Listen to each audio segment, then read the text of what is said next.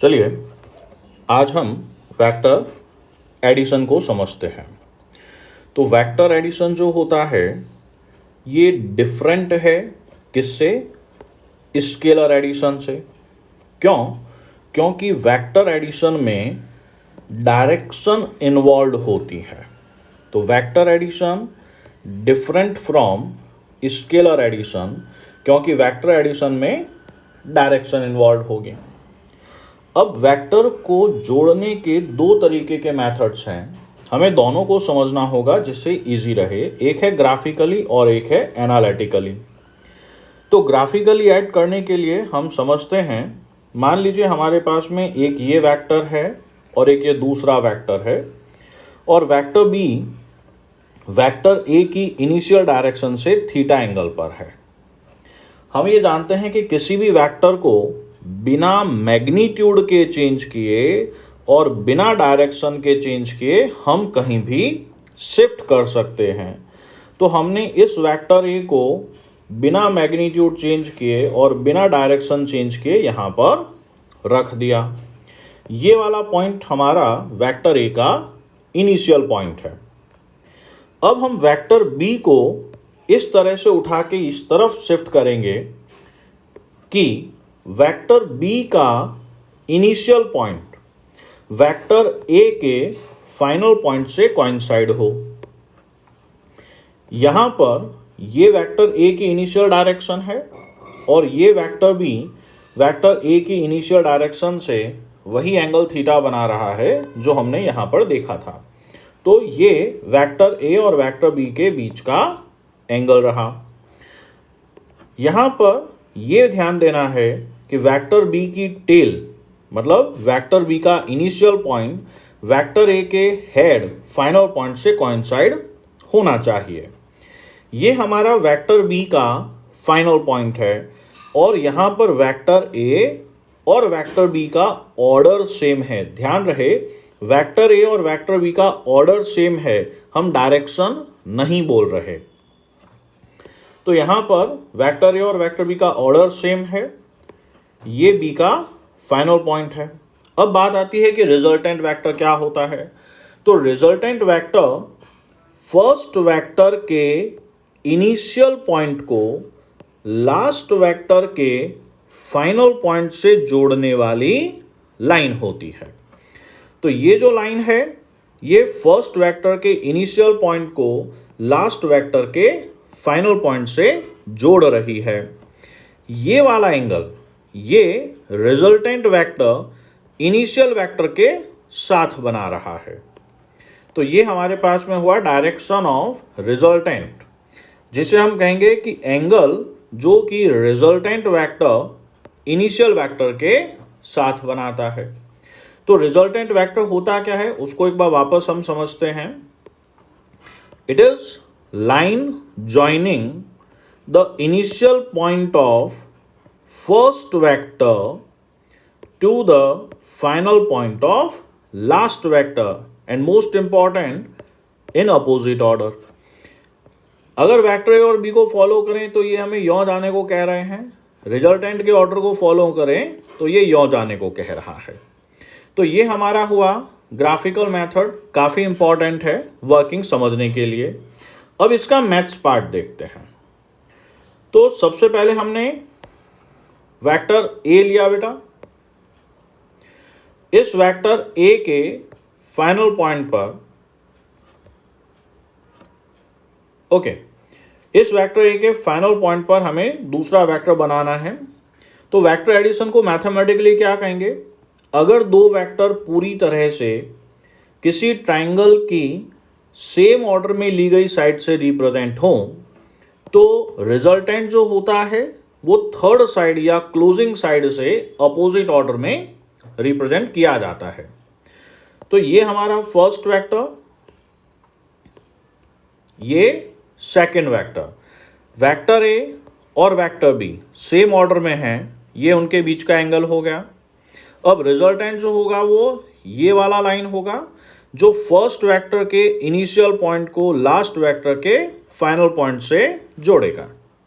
ये हमारा रिजल्टेंट का डायरेक्शन। अब हमने जो भी मैथ्स पढ़ा है 10th क्लास तक वो राइट एंगल ट्राइंगल पर पढ़ा है।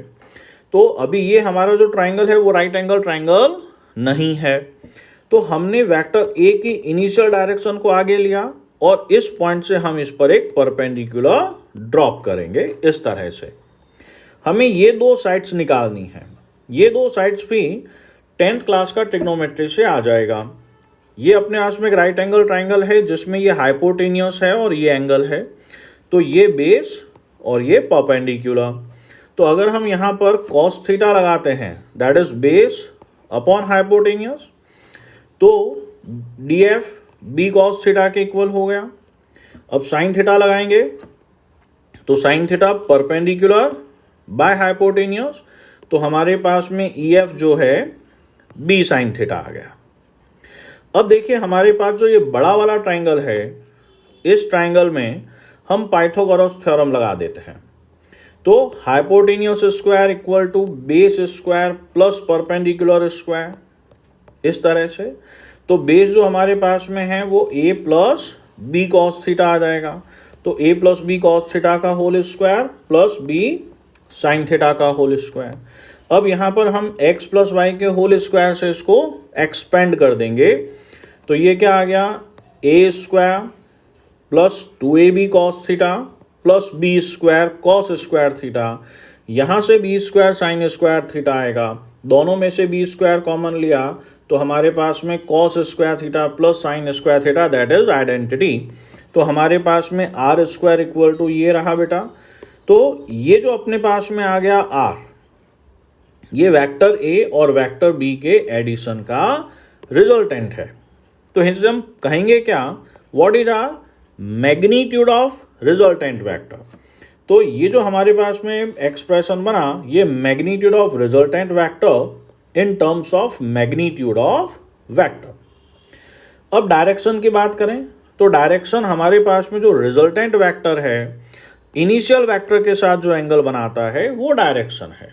तो यहाँ पर डायरेक्शन ऑफ रिजल्टेंट वेक्टर के लिए हम tan अल्फा लेंगे जो कि परपेंडिकुलर बाय बेस होगा।